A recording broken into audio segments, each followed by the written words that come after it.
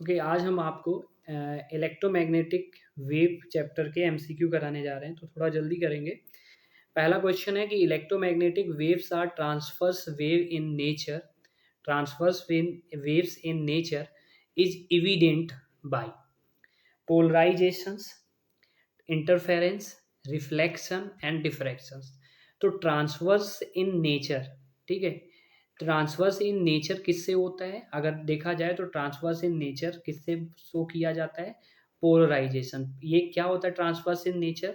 Transverse in nature ये कहता है कि electric field, magnetic field and direction of propagation, ये सभी आपस में कैसे होते हैं? म्यूचुअली परपेंडिकुलर होते हैं, और उसी प्रॉपर्टी को हम बोलते हैं ट्रांसवर्स इन नेचर। और ये ट्रांसवर्स इन नेचर कौन शो करता है? आप कह सकते हैं पोलराइजेशन, ना कि इंटरफेरेंस, ना रिफ्लेक्शन, ना डिफ्रैक्शन। ठीक, कौन शो करता है? पोलराइजेशन।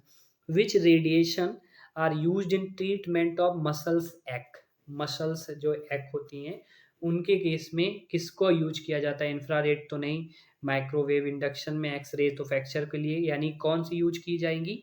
आप अल्ट्रावायलेट कह सकते हो। कौन सी की कही जाती है? Ultraviolet. If E and B represent electric and magnetic field, electromagnetic wave propagation, तो आपको पता है आप किस तरीके से इनको रिप्रेजेंट करते हो।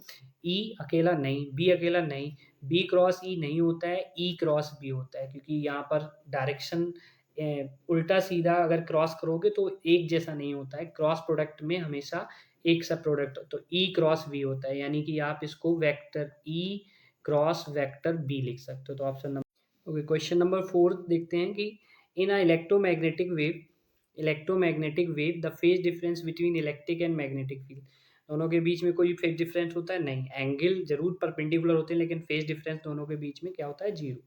Okay, the structure of solid is investigate by using structure of solid, ठीक है। तो स्ट्रक्चर ऑफ सॉलिड आप किससे इन्वेस्टिगेट करेंगे? ये फ्रैक्चर होता है गामा रे इंटरस्टेम इंफ्रारेड हीट के लिए, तो कॉस्मिक रेज से आप इस स्ट्रक्चर को आप क्या कर सकते हैं? नहीं नहीं, कॉस्मिक रे से नहीं, आप इसमें किससे कर सकते हो? एक्स रेज से। यानी सॉलिड का स्ट्रक्चर आप किससे इन्वेस्टिगेट कर सकते हो? एक्स रेज से, क्योंकि कॉस्मिक रेज तो है ही नहीं इलेक्ट्रोमैग्नेटिक वेव में। From Maxwell hypothesis a charge electric field give a rise of an electric field and electric field EMF magnetic field. तो चार्जिंग इलेक्ट्रिक फील्ड क्या आएंगे? मैग्नेटिक फील्ड, क्योंकि मैग्नेटिक फील्ड इलेक्ट्रिक फील्ड को बनाएंगी, electric field magnetic field को बनाएंगी। Next है electromagnetic radiation use for water purification. तो वाटर प्यूरिफिकेशन के लिए हम जर्म फ्री किससे करते हैं? अल्ट्रावायलेट से। बिल्कुल सिंपल सा। Next, electromagnetic wave having frequency of 6 × 10⁻11 hertz. हाँ, ये फ्रीक्वेंसी किसकी होती है? 6 × 10⁻11 हर्ट्ज। तो 6 × 10⁻11 हर्ट्ज जो फ्रीक्वेंसी होगी अल्ट्रावायलेट, रेडियो और माइक्रोवेव, तो हम इसमें किसमें? माइक्रोवेव की फ्रीक्वेंसी यूज कर सकते हैं, क्योंकि आपको निकालना क्या है? Mu is equal to C/λ। Wavelength याद है, फ्रीक्वेंसी निकाल सकते हैं।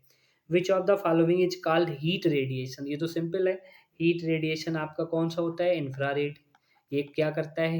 इसी इंफ्रारेड का यूज करके, इंफ्रारेड रेडिएशन का यूज करके कोल्ड कंट्री में प्लांट ग्रो कराए जाते हैं। Question number 10, which of the following has minimum penetrating, मतलब मैक्सिमम पेनिट्रेटिंग पावर? तो मैक्सिमम किस में होती है? गामा रेज में।